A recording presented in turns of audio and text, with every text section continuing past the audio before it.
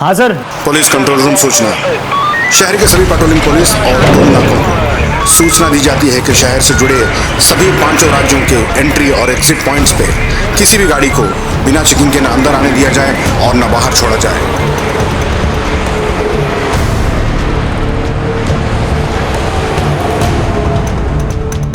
क्या लोकेशन है? सिटी के बाहर एक डेयरी है, वहीं की लोकेशन है। ओके।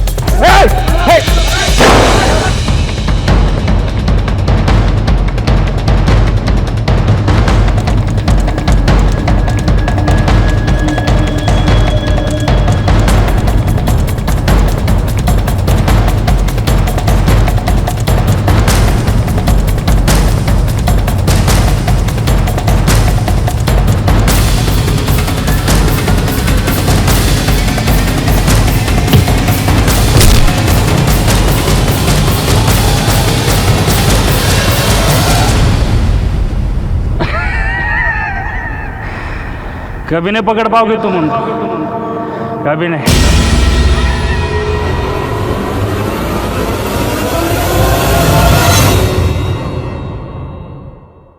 छोटे मोटे अपराध करके कानून की नजर से बच निकलना अपराधी अपराध को एक आदत बना लेते हैं। उन्हें लगता है कि वो कानून को चकमा दे सकते हैं और इसी गलत फहमी में वो एक के बाद एक जुर्म करते चले जाते हैं। आज का ये केस भी कुछ ऐसा ही है जो कभी भी देखा नहीं गया, जो शुरू तो हुआ था छोटे छोटे जुर्म से, लेकिन बढ़ बढ़ के इतना बड़ा अपराध बन गया कि एक महाजाल बन गया। सारे पुलिस डिपार्टमेंट की नींद और चैन हराम हो चुकी थी। साथ ही साथ पुलिस की गरिमा भी दांव पर लगी हुई थी। कई नौकरियां गई, कई तबादले हुए, फिर यह केस मेरे जिम्मे आया। इस केस को देखना हमारे लिए बहुत जरूरी है, क्योंकि इस केस में वो दस्तक छिपी है जो हमारी मानसिकता को डिस्क्राइब करती है।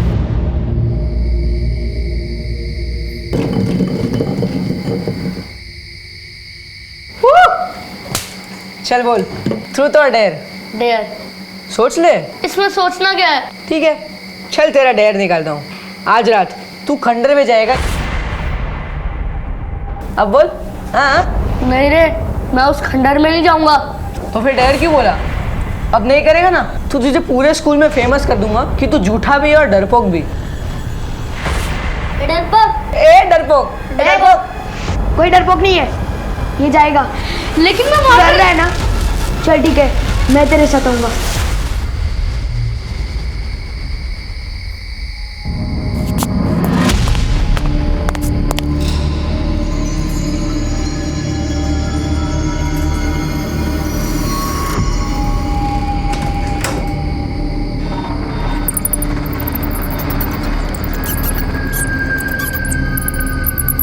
आशु, यार बहुत डर लग रहा है। चल लौट चलते हैं, कहीं भूत भूत आ गए तो मुफ्त में हमारे जाएंगे। अबे डरपोक, दिमाग खराब हो गया क्या तेरा? ये भूत भूत कुछ नहीं होते। चल।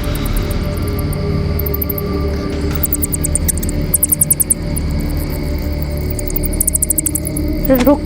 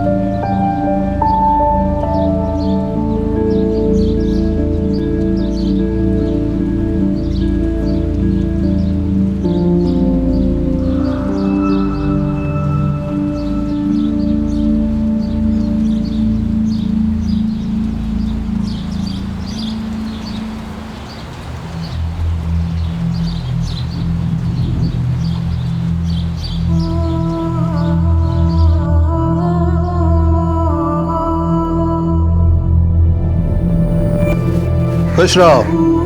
कसरत हो गई तुम्हारी? जी पिताजी, बस गायों को चारा देने ही जा रहा था। जाओ।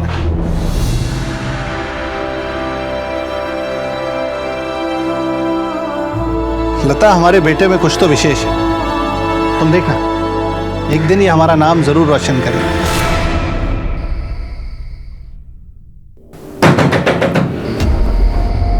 सुनिए सुनिए, इतनी रात को कौन हो सकता है? तुम रुको, मैं देखता हूं।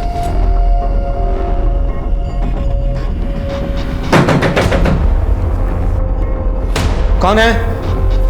कौन है बाहर? शब, मैं रामू, आपकी गाड़ी की चाबी देनी थी।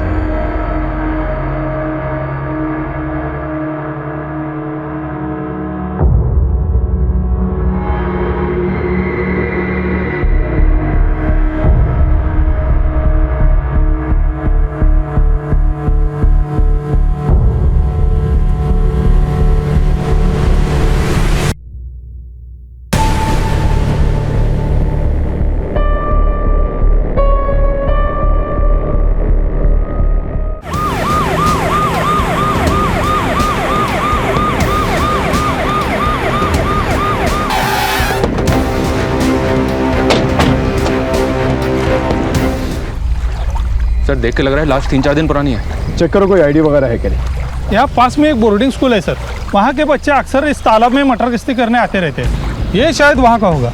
बॉडी को पोस्टमार्टम के लिए भेजा और इस बोर्डिंग स्कूल में जाके पूछताछ कर। ये बोर्डिंग स्कूल किस तरफ? ये तो हमारे स्कूल का स्टूडेंट आशुतोष है। ये तो 4 दिन पहले घर जाने के लिए निकला था। क्या घर जाने के लिए निकला था? वो भी 4 दिन पहले? जी सर, दरअसल इसका एक भाई है अभिनव। ये दोनों हमारे स्कूल में ही पढ़ते हैं। पिछले हफ्ते हरिओम ने दोनों को खंडहर में पकड़ा था। कौन है उधर? ये तो हरिओम है। चल भाग, नहीं तो पकड़े जाएंगे।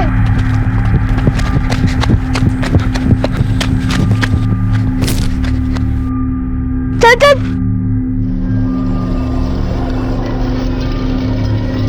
इतनी रात में क्या कर रहे हो तुम दोनों?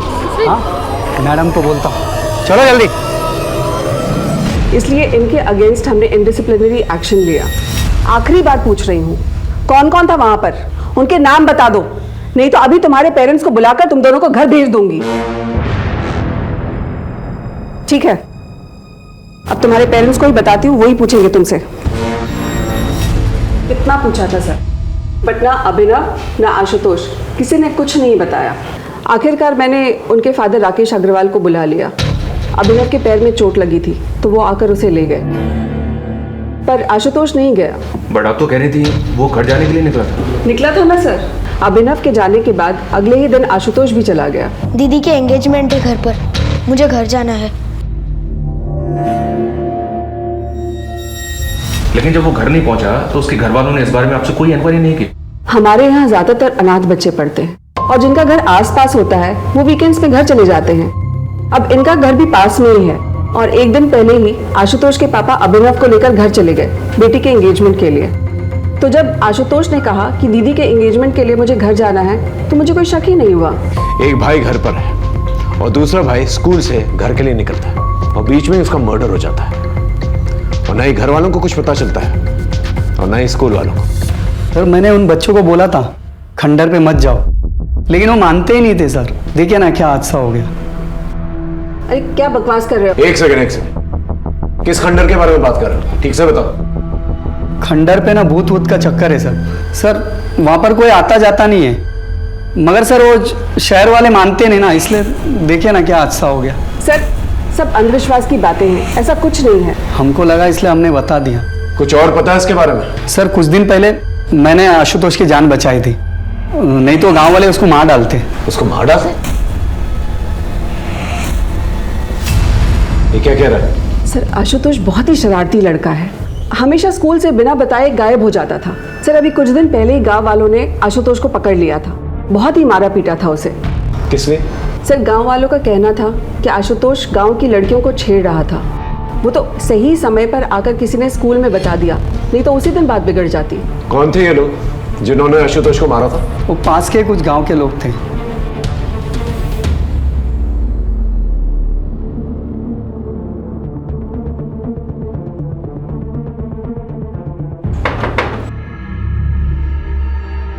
जी राकेश अग्रवाल का घर मैं ही हूँ राकेश अग्रवाल। आशुतोष आपका बेटा? जी हाँ सर, अगर बात क्या है? जी उसकी लाश मिली नदी में।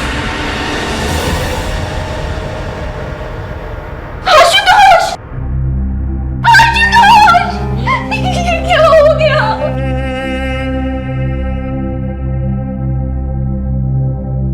कुछ ही दिनों में मेरी बेटी सारिका की शादी है। देखिए ना सर, सिर्फ खुशी के माहौल में ये क्या हो गया।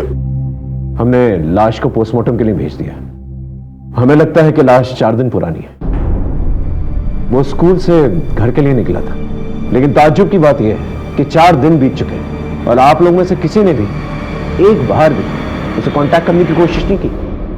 मेरे दोनों बेटों में आशुतोष ज्यादा शरारती था सर, और उसकी संगत में अभिनव भी बिगड़ रहा था। उस दिन जब कंप्लेंट आई तो मैंने स्कूल में जाकर उसे बहुत डांट लगाई सर, जिससे उससे अपनी गलती का एहसास हो और उसे लगे कि पापा नाराज हो जाएंगे, इसीलिए कॉल नहीं किया। अगर सर हमें जरा भी मालूम होता था कि ये सब हो जाएगा तो हम उसे कॉल क्यों नहीं करते सर? सर मैंने तो उसे साथ आने के लिए कहा था, मगर वो नहीं माना। तू भी चलना, दी की एंगेजमेंट में मौज करेंगे, मौज। तो जा, मैं नहीं आ रहा, वैसे भी पापा नाराज है। अरे पापा को जो कहना था उन्होंने कह दिया, अब थोड़ी ना कुछ कहेंगे। तू जा, मैं अगले हफ्ते आऊंगा। चल ठीक है। फिर ऐसा क्या हुआ था कि उसके मना करने के बावजूद वो अगले दिन ही स्कूल से निकल गया? और कहाँ गया? नहीं आप लोगों को बताया उसने और ना ही स्कूल वालों को। बेटा तुम लोग उस दिन खंडर में क्यों गए थे? डेयर, आज रात तू खंडर में जाएगा ये प्रूफ करने कि वहां कोई भूत नहीं है। नहीं रे, मैं उस खंडर में नहीं जाऊंगा।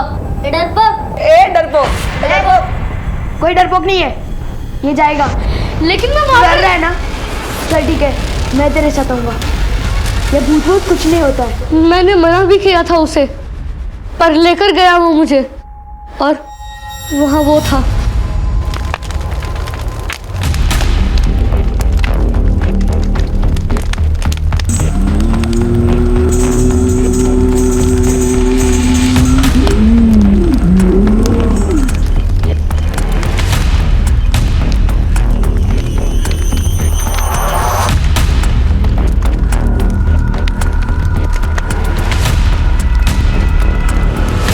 कौन है उधर? बेटा वो अघोरी कौन था? उसे पहले कभी देखा था? हम तो पहली बार देख रहे थे उसे, मगर वो था बहुत डरावना। अगर दोबारा उसे देखोगे तो पहचान लोगे? जी सर। एक बात बताओ अभिनव बेटा, वो जो तुम्हारे दोस्त हैं हॉस्टल में, कहीं ऐसा तो नहीं कि उन्होंने आशुतोष को दोबारा से उकसाया कि वो खंडर में जाए? पता नहीं सर। तुमने उन दोस्तों के नाम प्रिंसिपल को क्यों नहीं बताया? सर हम तो पहले से ही फंस चुके थे स्कूल में, उन्हें क्यों फंसाते? स्केच आर्टिस्ट की मदद से अभिनव से स्केच बनवाने की कोशिश करो। अगर इस अघोरी का इस मर्डर से कुछ लेना देना भी नहीं है तो भी हम इससे हेल्प ले सकते हैं। शायद इसने कुछ देखा कि मना करने के बावजूद भी आशुतोष तालाब के किनारे और उस खंडर में क्या कर रहा है। Yes sir. और इस फैमिली का भी बैकग्राउंड चेक करो। इतनी तैयारियां चल रही हैं सगाई की, लेकिन बेटा इनके टच में नहीं था और इन लोगों ने भी जरूरत नहीं समझी कि बेटे को कांटेक्ट करें। मामला कुछ अलग है। ये गाँव वालों को क्या हुआ? एक टीम गाँव भेजी थी सर, सबको थाने लेकर आई है। ठीक, चल। साहब अब कोई हमारी बहू बेटियों पर नजर डालेगा तो उसे कुछ कहेंगे भी नहीं क्या? और ये आशुतोष की तो क्या कहें? साफ साफ बता क्या हुआ था?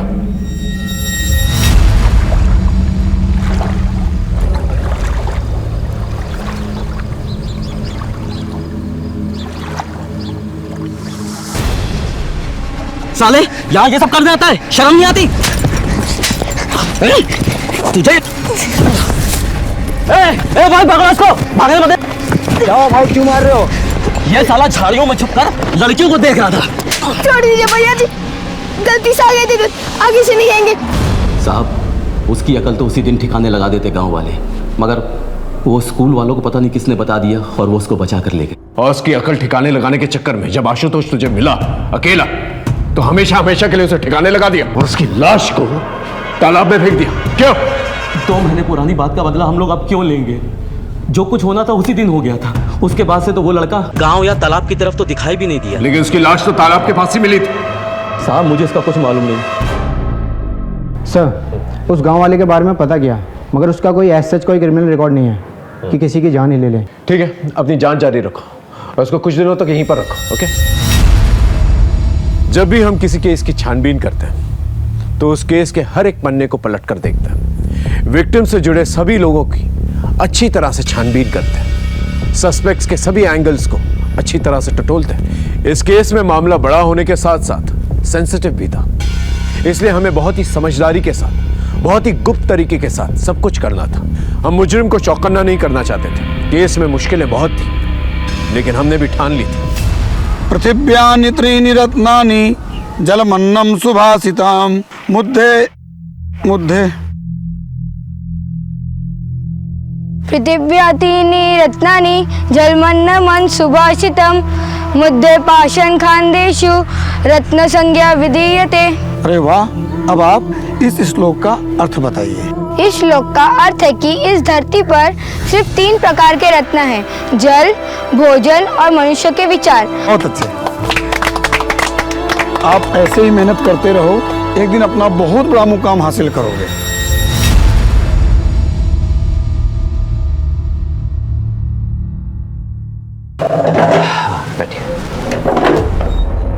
बताएं क्या प्रॉब्लम है आपकी? प्रॉब्लम तो मुझे कुछ भी नहीं है। तुमने जो ऑपरेशन किया था ना, उसी के बारे में कुछ बात करनी थी।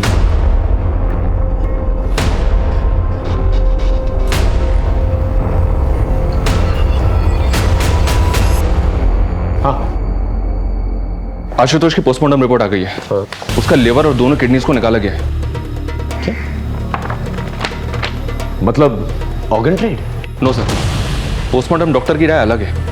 उनका कहना है कि ऑर्गन्स निकाले जरूर गए हैं, बट इतनी बुरी तरह से कि वो डैमेज हो गए होंगे। 90% चांसेस हैं कि वो किसी के यूज करने लायक रह गए। और उनका कहना ये भी है कि ये किसी प्रोफेशनल डॉक्टर का काम नहीं है। कोई ऐसा करेगा क्यों? आखिर इसके पीछे क्या मामला हो सकता है? हो सकता है सर आशुतोष किसी कल्ट का शिकार बना हो, और वैसे भी वो अघोरी खंडर में ही था। मतलब ब्लैक मैजिक। इस अघोरी को ट्रैक करो, इसका मिलना जल्द से जल्द बहुत जरूरी है। और ऑर्गन ट्रेड के एंगल को भी खंगालो अच्छी तरह से। इससे रिलेटेड सभी लोगों से पूछताछ करो। जब तक मामला क्लियर नहीं हो जाता हम कुछ कह नहीं सकते। सर उस अघोरी का पता चल गया है। पकड़ो इसे, अभी जेल जाने का टाइम आ गया। बाबा जी ये क्या कर रहे हो? छोड़ो हमें। ले चलो इसे। छोड़ो। अरे हमने क्या किया है? अच्छा तो तू है इन सब का बड़ा अफसर, मगर याद रख, एक सन्यासी की साधना में रोड़ा बन रहा है तू। मिट्टी में मिला दूंगा तुझे। बाबा जी ये सन्यासी का चोला उतार के जरा ये बताइए, ये बच्चे आशुतोष का क्या किया? कौन आशुतोष? हम तो सिर्फ ब्रह्मा ब्रह्म को जानते हैं। देख, हमसे मिलने आत्माओं के आने का समय हो रहा है। जाने दे हमें। क्षमा कर दूंगा तुझे तेरी इस भूल के लिए। अरे बाबा कहाँ चल दिए? चुपचाप यहाँ खड़े रहिए और हमारे सवालों के जवाब दीजिए, समझे? अरे मूर्ख, इतना दुस्साहस! राख कर दूंगा, मिट्टी में मिला दूंगा। देखो बाबा, सीधे सीधे इज्जत से पूछ रहा हूं, क्या कि उस बच्चे की लाश मिली है उस खंडर के पास जो तालाब है ना, वहां जहां पर आप कुंडली मार के बैठे हुए और उसके अंग निकाले गए? कोई मजाक नहीं चल रहा है यहां पर। सीधे सीधे से बताओ अगर कुछ देखा है तो। देखना चाहेगा? अभी दिखाता हूं मेरी शक्तियां।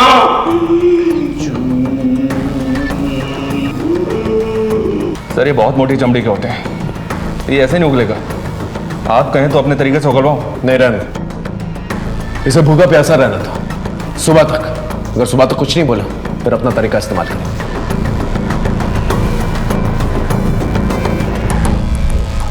ऑर्गन ट्रेड के एंगल में कुछ मिला? नहीं सर।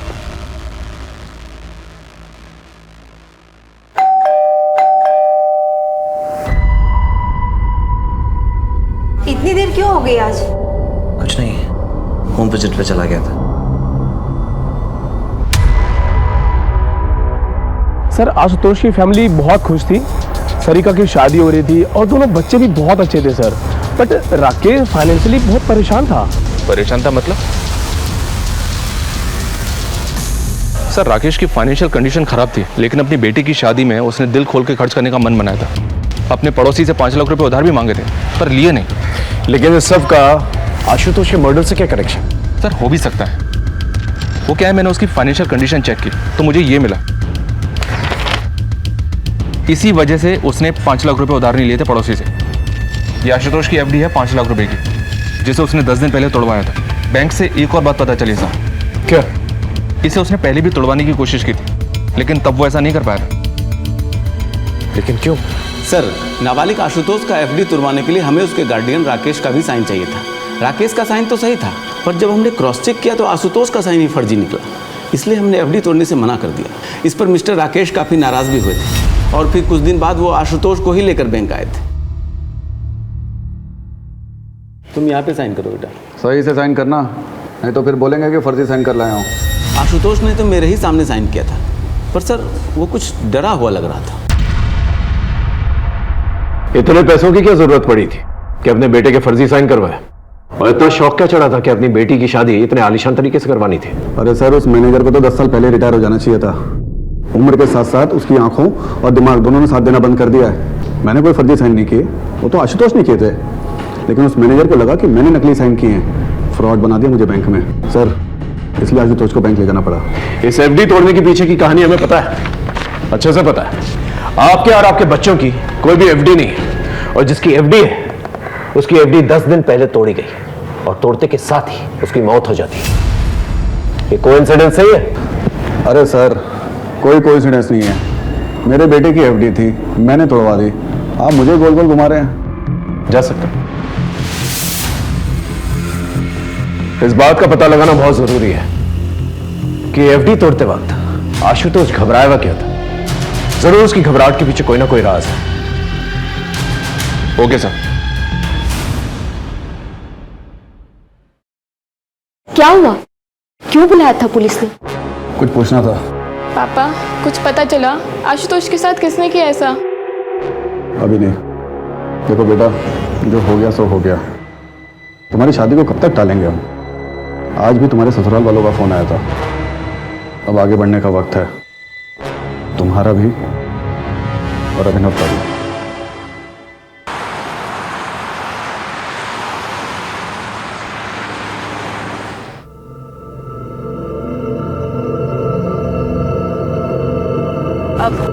भैया आगे से अंदर ले लीजिएगा।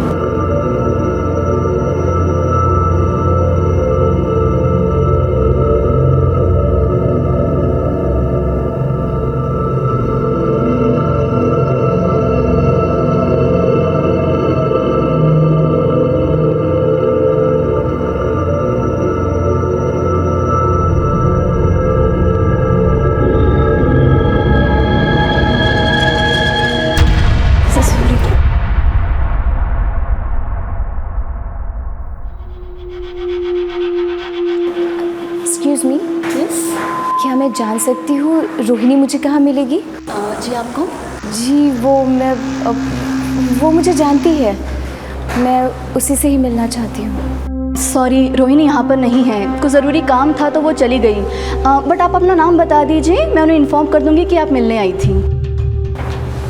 आप एक काम कर लीजिए ना, वो कहाँ गई है मुझे बता दीजिए, मैं वहाँ जाकर मिल लूँगी उससे। सॉरी मैम, वो हम आपको नहीं बता सकते। आप अपना मुझे नाम बता दीजिए, वो जैसे ही आएंगे हम इन्फॉर्म कर देंगे।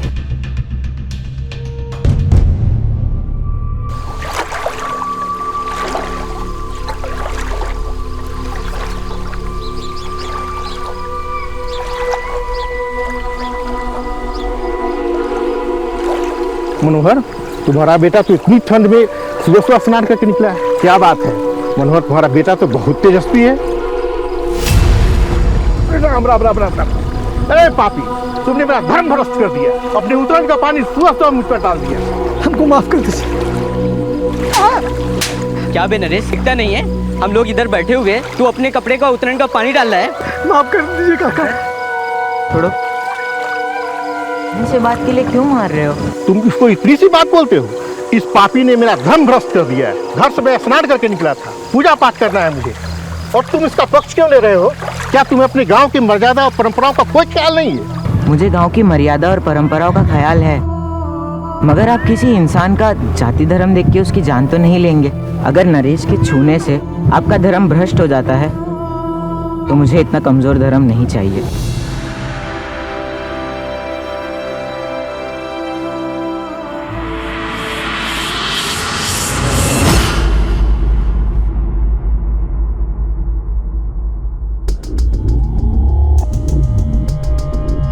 सर, हमने नजर रखी हुई है, कोई हलचल नहीं है। देख गुड्डू, ऑर्गन ट्रेड का एंगल तो है इस केस में। अब तू हमें बता दे, अगर बाद में पता चला ना कि तू कुछ भी जानता है तो प्रॉब्लम हो जाएगी तेरे लिए, समझा? अरे साहब, ये धंधा मैं बहुत पहले ही छोड़ चुका साहब। अगर ऐसा कुछ भी उस लड़के के साथ हो ना साहब, ये खबर उड़ते उड़ते मेरे कानों तक जरूर आती साहब। साहब, ये बाहर का एंगल है। सर, स्कूल से एक न्यूज़ आई है। किरण जी, ये वही अंकित है ना जिसने अभिनव और आशुतोष के साथ खंडर पे जाने की बेट लगाई थी? आज रात तू खंडर में जाएगा ये प्रूफ करने कि वहाँ कोई भूत नहीं है। जी सर। और अभी अंकित भाग गया है? सर, अंकित अकेला ऐसा लड़का नहीं है जो स्कूल से भाग गया है, और भी लड़के हैं जो स्कूल से भाग गए हैं। असल में जिस माहौल में ये पैदा होते हैं, पलते हैं, उन्हें स्कूल की पढ़ाई अनुशासन जेल जैसी लगती है। मतलब? सर, 60% बच्चे हमारे यहाँ अनाथ हैं, और अंकित भी अनाथ ही था। ये 3 साल पहले हमारे यहाँ किसी NGO के थ्रू आया था। ये कोइंसिडेंस नहीं हो सकता कि पहले बैट लगी, फिर आशुतोष पकड़ा गया, उसके बाद उसका मर्डर हुआ और अभी अंकित भाग गया। कोइंसिडेंस है कि नहीं ये तो नहीं पता, पर अंकित और आशुतोष एक बार पकड़े गए थे। किस लिए? किसका फोन है ये? मैडम, वो मैच आ रहा था, इसलिए मैंने अंकित से फ़ोन ले लिया। मुझे नहीं मालूम था कि इसमें ऐसी सब फिल्म्स पड़ी होगी। झूठ बोल रहे हैं मैम, वो गंदी फिल्म देखने के लिए उसने ही मुझसे फोन लिया था। ये फोन और ये फिल्म कहाँ से आई तुम दोनों के पास? पड़ा हुआ मिला था।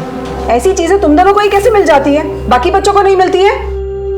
कल से हर रोज 1 महीने तक पूरे ग्राउंड के चक्कर मारोगे तुम दोनों। चलो जाओ यहाँ से। अंकित ये सब भी करता था स्कूल में? अब वो सड़क में पैदा हुआ है, गुंडे मवालियों के बीच में पला बढ़ा है, ऐसे काम नहीं करेगा तो और क्या करेगा? अगर मोबाइल स्कूल में अलाउड ही नहीं था तो जाहिर सी बात है वो स्कूल के बाहर किसी के साथ टच में था। अच्छा, आपके पास अंकित का वो मोबाइल है जो किसी ने उसे दिया था? अगर है तो प्लीज दीजिए। अंकित की सारी डिटेल्स हमें चाहिए, वो कहाँ से आया था और यहाँ पर आने से पहले वो किन लोगों के साथ रहता था।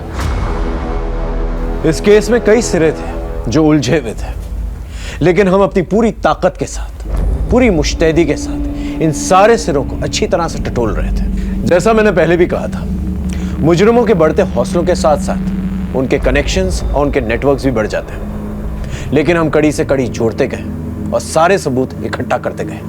हमें भी इस बात का पूरा अंदाजा था कि हमारा सामना एक बहुत ही पेशेवर और एक बहुत ही बड़े मुजरिम के साथ था।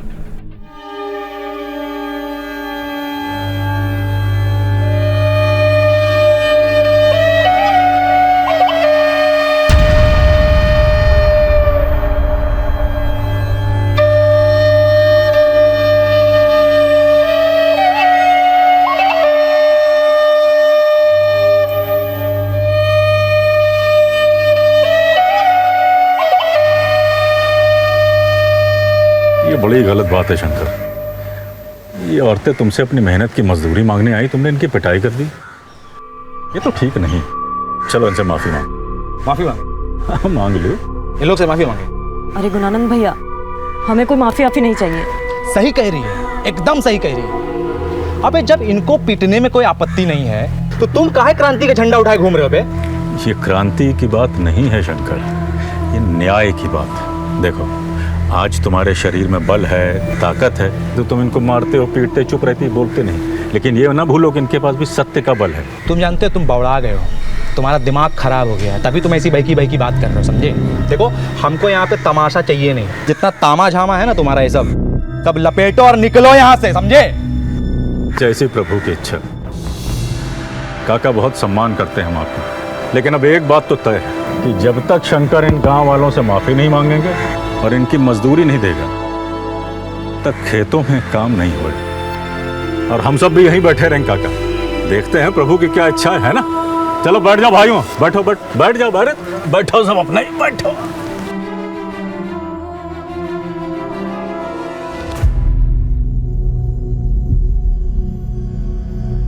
गुणानंद छोड़ो, जाने दो। शंकर से गलती हो गई, आगे से ऐसा नहीं करे। तुम मुझसे सब अपनी मजदूरी ले लो, ये मजदूरी ले लो। धन्यवाद कर। बोल इनसे, आगे से किसी को नहीं मारेगा। माफी मांग इनसे, बोल।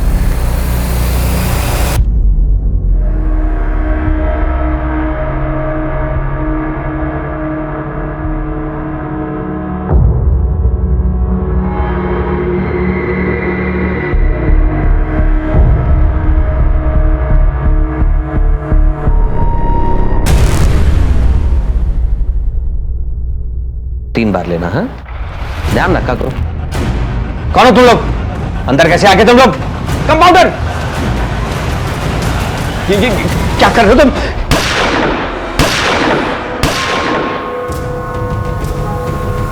सर, हमने लास्ट ईयर के सारे केसेस को छाना। इनमें से 12 केसेस हमारे मतलब के हैं, जिनमें विक्टिम की उम्र 14 से 18 साल के बीच है। 7 लड़के और 5 लड़कियां। 7 लड़कों में से 5 लड़कों के ऑर्गन निकाले गए हैं, जबकि सभी लड़कियों के रेप किए गए। 2 लड़कियां तो ऐसी हैं सर जिनके ऑर्गन्स भी गायब थे। और सर कुछ केसेस तो ऐसे हैं जो आशुतोष के केस से काफी सिमिलर है। 3 लाशें तो उसी तालाब में मिली थी। और सर ये ऑर्गन वाली बॉडी, ये बिल्कुल आशुतोष की बॉडी की तरह ऑपरेट की गई है। ऑर्गन्स को निकालने का तरीका इतना ब्रूटल था कि चांसेस कम है कि ऑर्गन को बॉडी से निकालने के बाद उनका कुछ यूज हो पाया। ब्लैक मैजिक का कोई कनेक्शन? सर कुछ बॉडीज पर मार्किंग मिली थी, ऑलमोस्ट आधी बॉडीज को दागा गया था, लेकिन 2 लाशें ऐसी थी जिन पर कोई मार्किंग नहीं थी। लेकिन एक बात है सर, ऑर्गन को बॉडी से निकाला तो गया है, जैसे कि आशुतोष की बॉडी से निकाला गया था। इतने सिमिलर केसेस और किसी ने ध्यान तक नहीं दिया। इनमें से किसी की पहचान हुई है? जी सर, इनमें से 4 लड़के और 3 लड़कियों की पहचान हो गई थी, लेकिन बाकी बॉडीज अनआइडेंटिफाई ही रह गई थी। इन अनआइडेंटिफाइड बॉडीज को आइडेंटिफाई करो और इनसे रिलेटेड जितने भी थाने हैं उनमें पूछताछ करो। देखो क्या निकल कर आता है। इतना सारा कनेक्शन है तो कोई ना कोई कॉमन लिंक जरूर होगा। और स्कूल में भी पता करो इन अनआइडेंटिफाइड लाशों के बारे में। इतनी सारी लाशों का एक ही तरीके से काटा जाना बहुत सारे सवाल खड़े करते। इस अंकित के बारे में कुछ पता चला? अभी तक कुछ पता नहीं चला। मोबाइल की स्कैनिंग चल रही है, शायद उसमें कुछ मिले।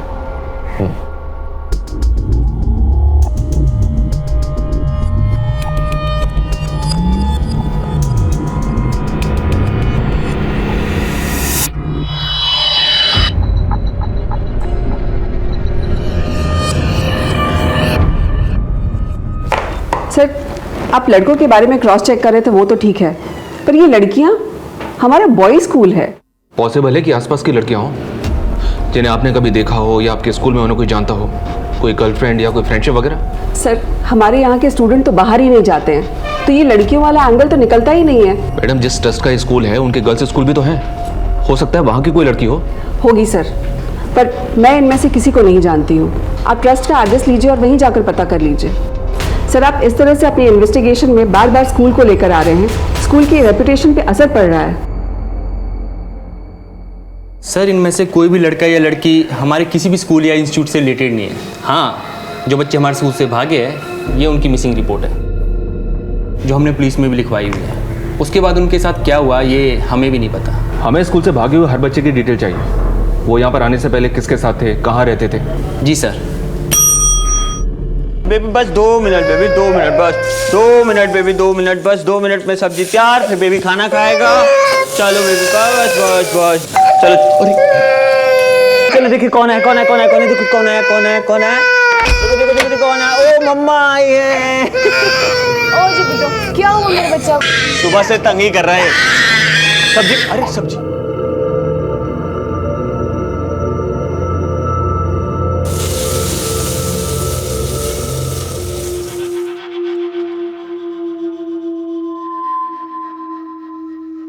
गौतम, तुम्हें मेरी वजह से क्या क्या सहना पड़ रहा है? क्या हो गया अचानक? तुम जानती हो चाहे कुछ भी हो जाए मैं हमेशा तुम्हारे साथ हूं। अच्छा बताओ, तुम्हारा काम कैसा था? ठीक ही था, पर हुआ नहीं। अगर हमें इस बार का चुनाव जीतना है ना तो कुछ अलग करना पड़ेगा। हम अपने क्रेडिट पर चुनाव नहीं जीत सकते। वो गुणानंद है ना, वो जनता का मसीहा बन बैठा है। अच्छा, अभी जागे हैं आप। सरकार, ये जो बुद्धि आपको आई है ना, बहुत देर से आई है, समझे? क्या लूट मचाए हो पिछले 5 साल तक। और जिस टाइम पे आप लूट मचा रहे थे ना, वो गुणानंद जनता के बीच में जाके उनके लिए काम कर रहा था, इसीलिए मसीहा बना है। हमारी एक बात ना आप कान खोल के सुन लीजिए, आपकी इस नेतागिरी में ना बहुत सारा पैसा लगाए हम, अब हम नुकसान नहीं उठा सकते। तो ये गुणानंद का हिसाब किताब कीजिए, समझ रहे? क्या है कि हमारा पैसा ना मेहनत का पैसा है, ब्याज सहित असूले में। वक्त के साथ साथ ये केस भी बड़ा और संगीन होता चला जा रहा था। नए नए खौफनाक और खतरनाक मामले रोशनी में आ रहे थे, क्योंकि लोगों में डर का माहौल बना हुआ था, इसलिए कोई भी खुलकर सामने नहीं आना चाहता था। लेकिन कोई ना कोई कहीं ना कहीं पहल जरूर करता है। इस केस में अपराध के खिलाफ मोर्चा खोलने वालों की, आवाज उठाने वालों की जितनी सराहना की जाए उतनी कम है, क्योंकि इसी के जरिए इस अपराध का महाजाल हम काट सकते थे। सलाम साहब, बोल। एक खबर लाया हो आशुतोष के बाप के बारे में। क्या खबर? सर आजकल कुछ ज़्यादा ही भगवान को मानने लगे। तो इसमें खबर जैसा क्या है? आप ही तो जादू टोने का एंगल ढूंढ रहे थे ना, इसलिए सोचा बता दूं। आप तो जानते हो छोटी मोटी बात के लिए आपको डिस्टर्ब नहीं करता। तो बड़ी बात बताना। आशुतोष और उसके बाप के रिश्ते के बारे में। सर, एहतियात के तौर पर आदमियों को जब डिटेल्स निकालने के लिए कहा था, तब इस फैमिली के बारे में ये बात पता चली, जिसे बहुत ही खूबसूरती से लोगों ने छिपा के रखा हुआ। आजकल बहुत पूजा पाठ करवा रहे हैं। हाँ, तो इसमें गलत क्या है? घर की शांति के लिए करवा रहे हैं। लेकिन हमें तो पता चला है कि ये सब कुछ आजकल में शुरू किया आपने। अचानक से इस तब्दीली की वजह जान सकता हूँ? मेरा बेटा मरा है। आपका नहीं, आपके बड़े भाई का। आशुतोष आपका बेटा नहीं था, ये बात आपने हमसे छुपाई। वो मेरे बड़े भाई का बेटा था, लेकिन मेरे बेटे जैसा ही था। बड़े भाई की मौत के वक्त वो 2 साल का था, तब से पाला है उसे। तो छुपाने जैसा क्या है? छुपाने वाली बात है पैसा। आपने अपनी बेटी सारिका की शादी के लिए आशुतोष की एफडी तोड़ी, और एफडी तोड़ने के तुरंत बाद ही उसकी मौत हो जाती। क्यों? जी क्या कह रहे हैं सर आप? 5 लाख रुपए के लिए मैं ये सब करूंगा? मैंने कब कहा कि 5 लाख रुपए के लिए आप करेंगे ये सब? पेपर्स है ना? ये पेपर्स हमने तहसील से मंगाए। ये आपके बड़े भाई की प्रॉपर्टीज के पेपर है, और इसके मुताबिक उनकी मौत के बाद तुरंत ही उनके बेटे के नाम पे हो जाती है सारी प्रॉपर्टीज होते हैं, और उसकी मौत के बाद ये सब कुछ आपके नाम पे हो जाता है। अब इतना सब कुछ के लिए आप ये सब तो करिए। खुद से कातिल ढूंढा नहीं जा रहा और हमारे ऊपर आरोप लगा रहे हैं। अगर आपके पास कोई सवाल है तो पूछिए, वरना मुझे और भी काम है।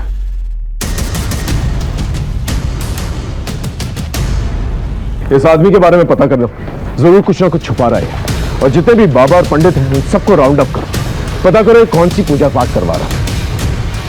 कहीं ये जादू टोना तो नहीं करवा रहा? पता करते हैं sir.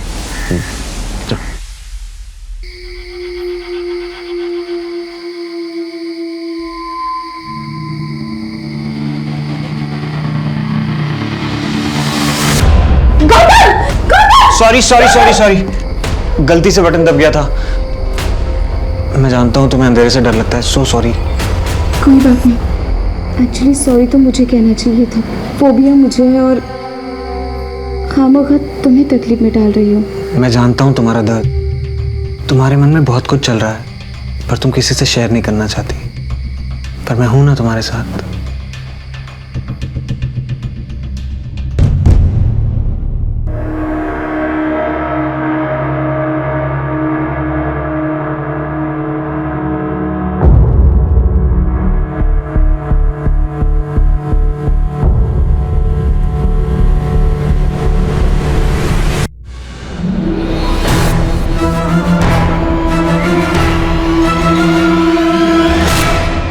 Thank you very much, sir.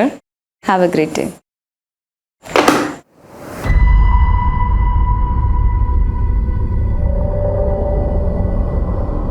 Shona, हाँ मैं लंच के लिए बाहर जा रही हूँ। अच्छा, आधा घंटा लग जाएगा फिर भी मुझे, तब तक कि तुम रिसेप्शन संभाल लेना, ठीक है?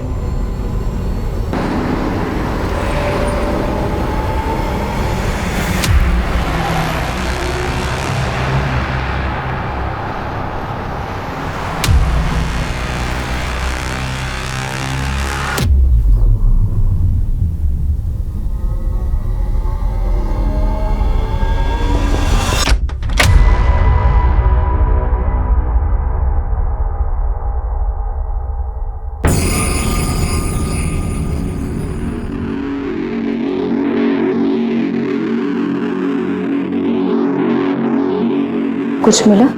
हाँ मिला तो है, मगर मुझे वो तो मिल जाए जिसके लिए मैंने इतना बड़ा रिस्क लिया है।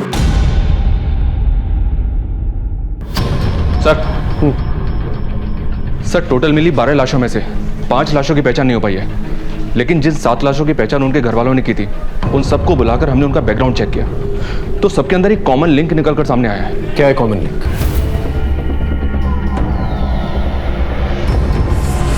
अच्छा, तो इसका मतलब यह हुआ इन बच्चों की फैमिलीज का इन्वॉल्वमेंट कहीं ना कहीं इस मर्डर्स में है, या फिर डर के मारे इन लोगों ने केस फाइल नहीं किया इसके खिलाफ। बिल्कुल सर, एग्जैक्टली यही लिंक आशुतोष की फैमिली का है। राकेश के यहाँ काफी आना जाना है इनका।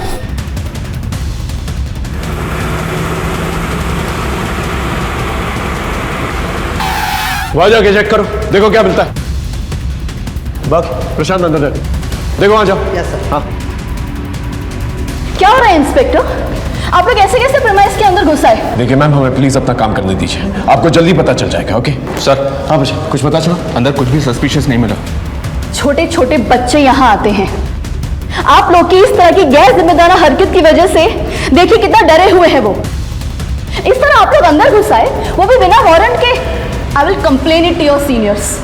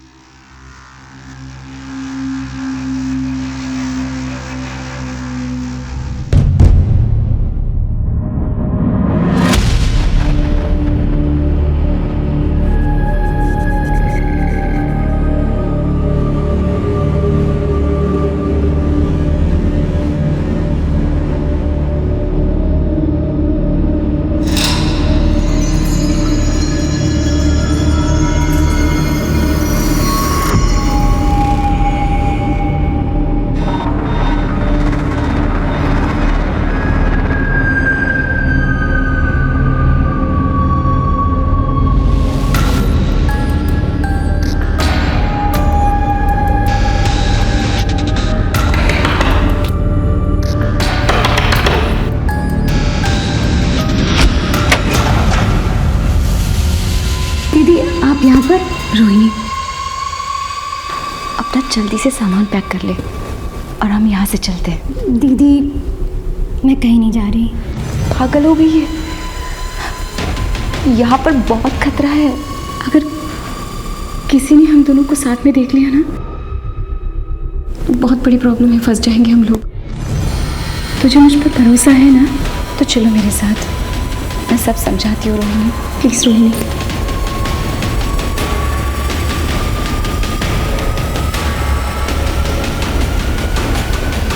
चलो रोहिणी। रुक क्यों गई? चलो। तुम्हें क्या लगता है दीदी, मैं तुम्हारे झांसे में आ जाऊंगी? मुझे तो पहले से ही पता था कि तुम मुझसे जलती हो, और अभी तो मुझसे जलने के और भी वजह है ना तुम्हारे पास। ये पैसा, ये पावर है ना। रोहिणी ऐसी बात नहीं है बेटा, यहाँ पर कुछ भी सही नहीं है, इसलिए कह रही हूँ। चलो। क्यों दीदी, क्यों सही नहीं है? जब तक तुम कर रही थी सब कुछ सही था, लेकिन तुम पीछे रह गई, मैं आगे निकल गई, तो बस सब कुछ गलत हो गया।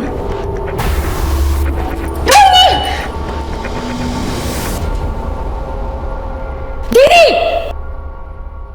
बचाओ, कोई है वहाँ पर? कोई नहीं। चुप हो जाओ, बचाओ मुझे। चुप हो जाओ, कोई है वहाँ पर? बचाओ मुझे। कोई आ जाएगा, कोई है, बचाओ मुझे। कोई नहीं, चुप हो जाओ।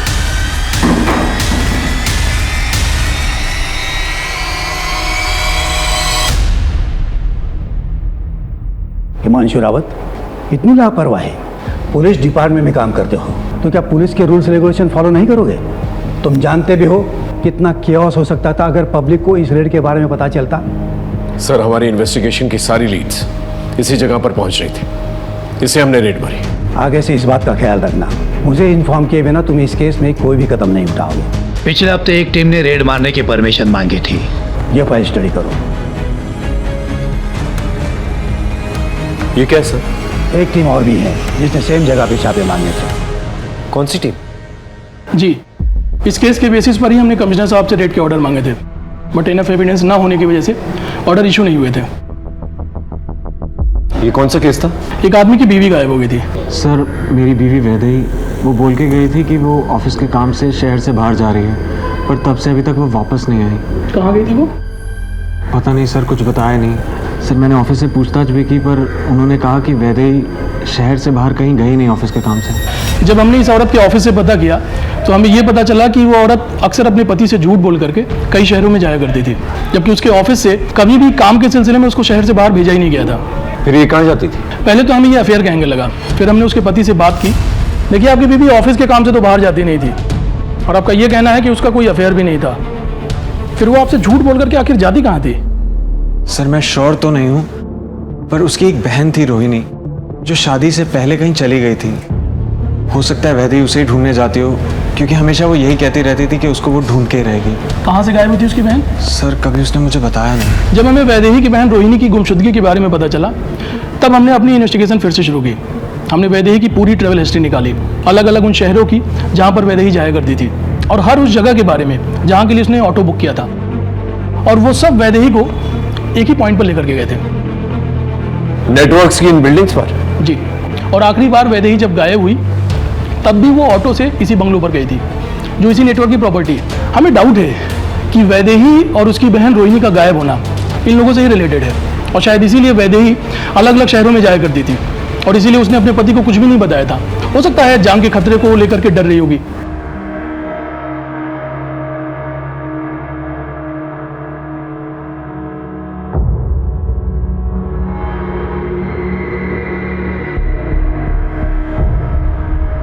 बाबा की जय हो। बाबा की जय हो। बाबा की जय हो। सर ये वही लोकेशन है जहाँ पर वैदेही मिली, और ये वही लोकेशन है जहाँ पर हमने पहले टारगेट किया था, और इन सब का कनेक्शन वो नेटवर्क है। सर ये सारे विक्टिम्स जो हैं इनके पावर की वजह से डरे हुए हैं। अगर आप हमें परमिशन दे देंगे तो ये सारे विक्टिम्स सामने आएंगे, सैकड़ों की संख्या में सामने आएंगे। हाइपोथेटिकल बातें मत करो हिमांशु। ऐसा करेंगे तो वैसा होगा, वैसा करेंगे तो ऐसा होगा। थोड़ा प्रैक्टिकल सोचो। शक करने की वजह हमारे पास बहुत हैं, लेकिन क्या हमारे पास पुख्ता सबूत हैं? कोई चश्मदीद गवाह हैं? देखो पिछली बार भी तुमने रेड मारी थी, क्या मिला? इस बार भी अगर हम फेल हो गए, रिजल्ट 0 आ गया, तो संभालना बहुत मुश्किल होगा हिमांशु। सर ऐसा दोबारा नहीं होगा। I promise I will not fail you. ऐसा मत सोचो कि मैं तुम्हें काम करने नहीं दे रहा हूँ, इसलिए मैं ये कहूँगा कि तुम कोई पुख्ता सबूत ढूंढो, कोई चश्मदीद गवाह ढूंढो, तब मैं इस ऑर्डर पे साइन करूँगा। सिर्फ शक के बेसिस पर इतना बड़ा रिस्क मैं नहीं ले सकता। हमने पूरी एड़ी चोटी का जोर लगा दिया था, लेकिन फिर भी अपराधी को पकड़ने में हम नाकामयाब रहे। अब हलचल बढ़ गई थी। अब अपराधी की नजर पुलिस की हर एक मूवमेंट पे थी, क्योंकि केस सेंसिटिव और बड़ा था। कमिश्नर साहब की इंस्ट्रक्शंस और उनकी फिक्र वाजिब थी। हम कोई गलती नहीं कर सकते थे और ना ही खुलेआम हाथ डाल सकते थे। ऐसे में हमने ठोस और पुख्ता सबूत जमा करने शुरू किए। एक कहावत तो आपने सुनी ही होगी, पाप का घड़ा एक ना एक दिन जरूर भरता है। शायद वक्त आ गया था कि इस गुनहगार की किताब के पन्नों में कानून की सजा के पन्ने अब लिखे जाएं। ये आपने लिखवाई थी? जी सर, मेरे पति ऋतुराज की हत्या इन्हीं लोगों ने करवाई है, क्योंकि उन्होंने इन लोगों के लिए काम करने से मना कर दिया था। वो लोग इतने बड़े हैं कि पुलिस कुछ नहीं कर पाई। बस शूटर मिला, इंसाफ हुआ।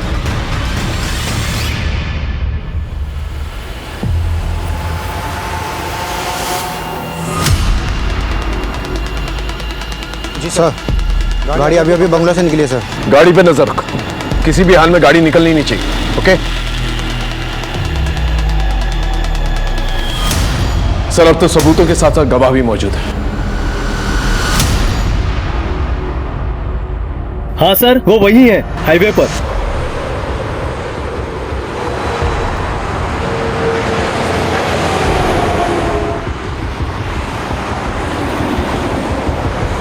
सर वो रही गाड़ी, पीछा करो उसका और कंट्रोल रूम में इन्फॉर्म कर। सभी जगह नाकाबंदी करवा, ये गाड़ी निकलनी नहीं चाहिए।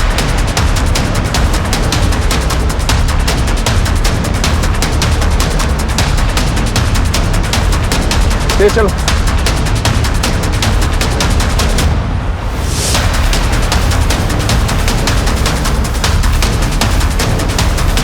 उस तरफ से लेके चलो, वो टेक करो।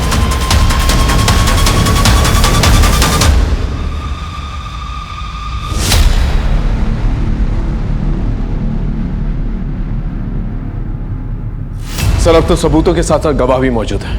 हमारी टीम्स रेडी है, बस आपके ऑर्डर्स की जरूरत है। देखो मैडम, आप पीछे तो नहीं हटेगी? नहीं सर, उस आदमी को मैं सलाखों के पीछे देखना चाहती हूँ और उसके लिए मैं कुछ भी करूंगी।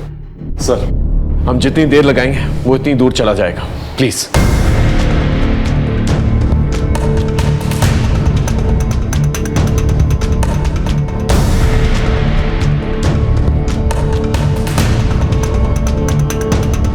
Thank you sir. देखो हिमांशु, अगर ये ऑपरेशन फेल हुआ तो हमारे डिपार्टमेंट की इज्जत मिट्टी में मिल जाएगी। Don't worry sir, I will get it.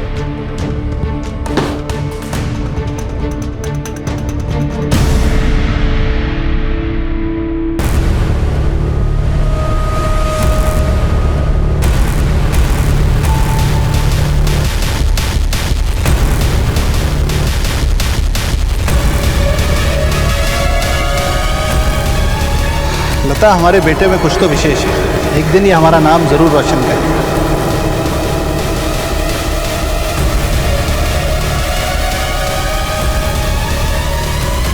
अगर नरेश के छूने से आपका धर्म भ्रष्ट हो जाता है तो मुझे इतना कमजोर धर्म नहीं चाहिए। जब तक शंकर इन गांव वालों से माफी नहीं मांगेंगे और इनकी मजदूरी नहीं देंगे, खेतों में काम नहीं हो पाएगा। देखते हैं प्रभु की क्या इच्छा है ना।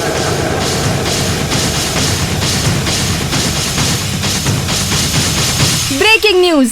अभी तक की सबसे बड़ी खबर ये है कि गुणानंद स्वामी को पुलिस ने राज्य के हाईवे से गिरफ्तार कर लिया है।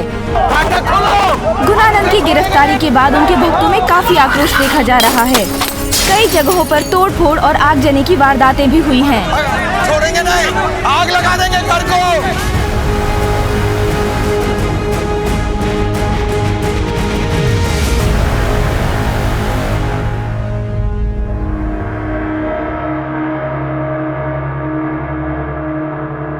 इंस्पेक्टर साहब, मैं एक सन्यासी हूँ और आप मुझ पर ये इतने घिनौने आरोप लगा रहे हैं, वो भी बिना किसी सबूत के। हमारे पास तेरे खिलाफ सबूत भी है और चश्मदीद गवाह भी है। कितने बड़े अफसर हैं आप, फिर ऐसी नादानों जैसी बातें क्यों कर रहे हैं? किसी ने कुछ ऊट पटांग कह दिया और आप हमको यहाँ इस कारावास में ले आए कैद करके।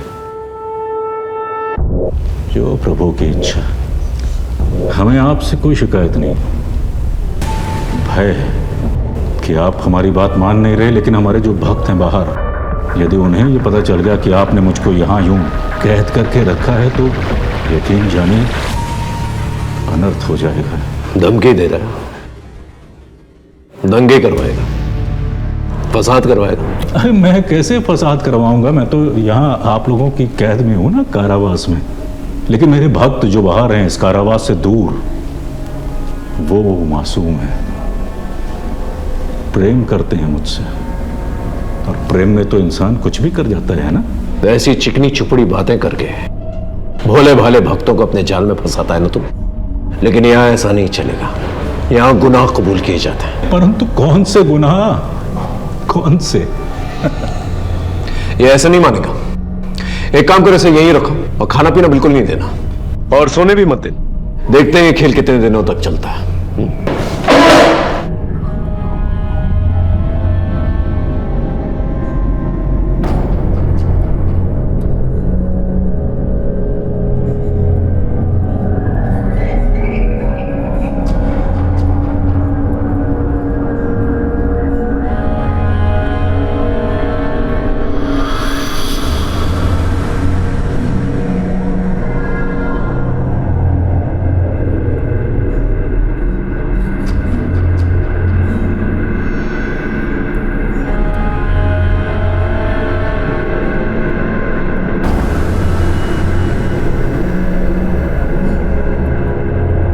सर।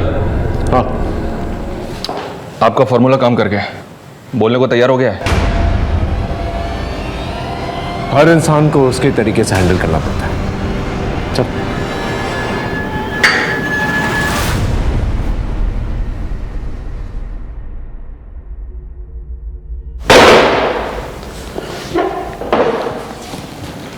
चल अब बोल। न जाने 2-3 लोगों ने क्या बक दिया, आप तो मेरे पीछे ही पड़ गए इंस्पेक्टर। ये दीवारें ज्यादा दिन तक रोक नहीं पाएंगे इंस्पेक्टर। ऐसी चिकनी चुपड़ी बातें करके भरतपुर से पूरे भारत के लोगों को धोखा दिया है तूने।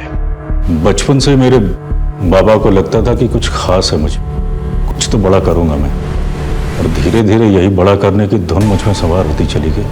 गुणानंद बाबा की, गुणानंद बाबा की, गुणानंद बाबा की।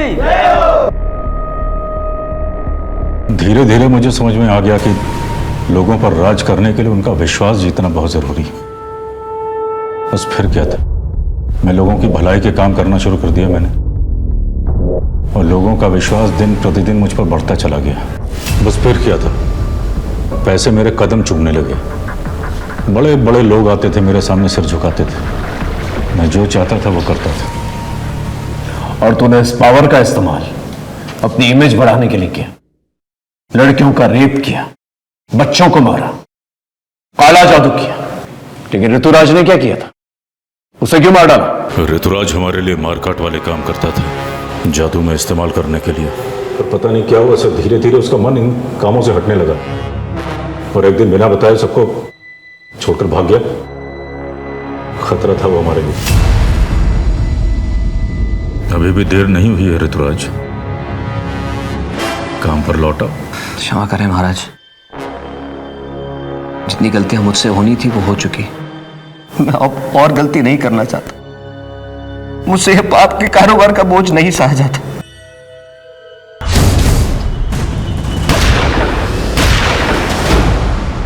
वैदेही कहाँ है? आशुतोष के माता पिता की तरह वैदेही और रोहिणी के माता पिता भी हमारे भक्त थे, और उन्हें परम ज्ञान देने के लिए हमें सौंप गए थे। सौंप गए थे और तूने उनका शोषण किया।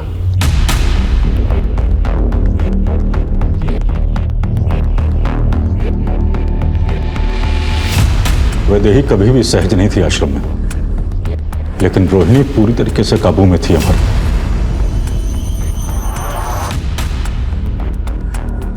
6 साल दोनों आश्रम में रहे, परंतु उनके माता पिता की मौत के पश्चात वैदेही आश्रम से भागने में सफल हो गई। लेकिन वैदेही रोहिणी को आश्रम से निकालने के लिए लगातार प्रयास कर रही थी, और एक दिन वो रोहिणी तक पहुंच भी गई, लेकिन रोहिणी ने उसके साथ जाने से इनकार कर दिया। रोहिणी चुप हो जा। पहले तो मैंने वैदेही को छोड़ दिया था, परंतु अब वो वापस आई। मैंने सोचा अगर इस बार उसे छोड़ देता तो वो पुलिस को अपने साथ ला सकती थी, इसलिए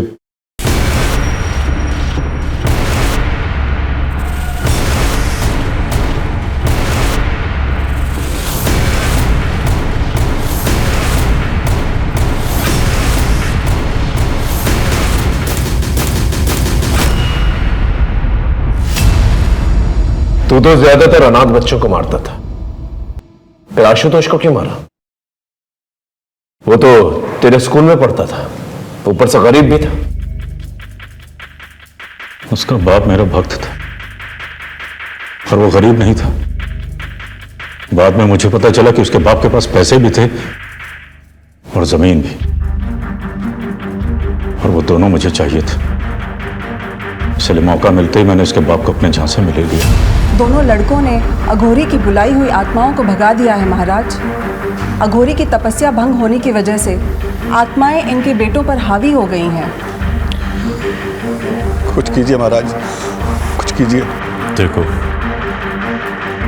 तुम्हारे दोनों बेटों ने गलती तो की है, जिस वजह से आज उन दोनों की जान खतरे में। हम ज्यादा से ज्यादा किसी एक बेटे की जान बचा सकते हैं। एक बेटे की बलि तो तुमको देनी ही पड़ेगी। अभिनव की जान बचाने के लिए उसने आशुतोष को बलि के लिए चुना। पूजा के नाम पे हमने उससे 3 लाख रुपए लिए और उसकी बलि चढ़ा दी। और अंकित ने क्या किया था? उसे क्यों गायब किया? उसने आशुतोष की बलि चढ़ाते हुए देख लिया।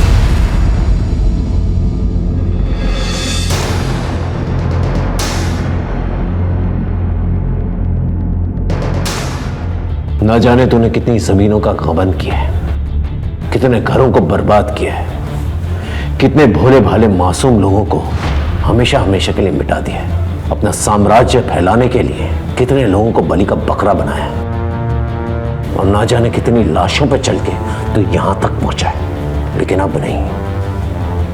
आशुतोष, ऋतुराज और वैदेही जैसे कई केसेस और कई शिकायतें हमारे पास आ रही हैं। इस जन्म में तो नहीं, तो इस जगह से निकलने वाला, समझा?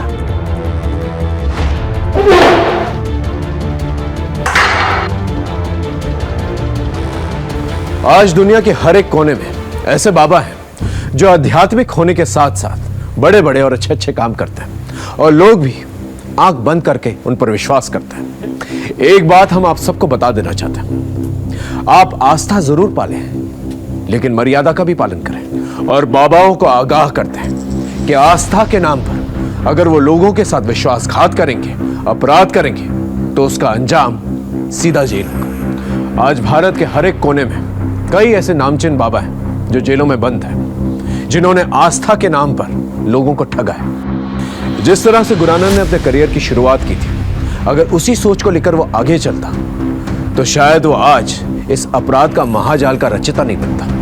हम इन बाबाओं को ताकतवर बनाते हैं, और इस ताकत और भरोसे का ये लोग नाजायज फायदा उठाते हैं। और फिर ना ही सिर्फ ये लोग अपना नाम खराब करते हैं, बल्कि अपना अंजाम भी खराब करते हैं। हर दस्तक को पहचाने और याद रखिए, धर्म के खिलाफ काम करने वाला कभी धार्मिक नहीं हो सकता। इसी के साथ मैं आपसे विदा लेता हूं, फिर मिलेंगे एक नए केस के साथ। तब तक देखते रहिए क्राइम पेट्रोल दस्तक, क्योंकि मकसद बताना नहीं, बचाना है।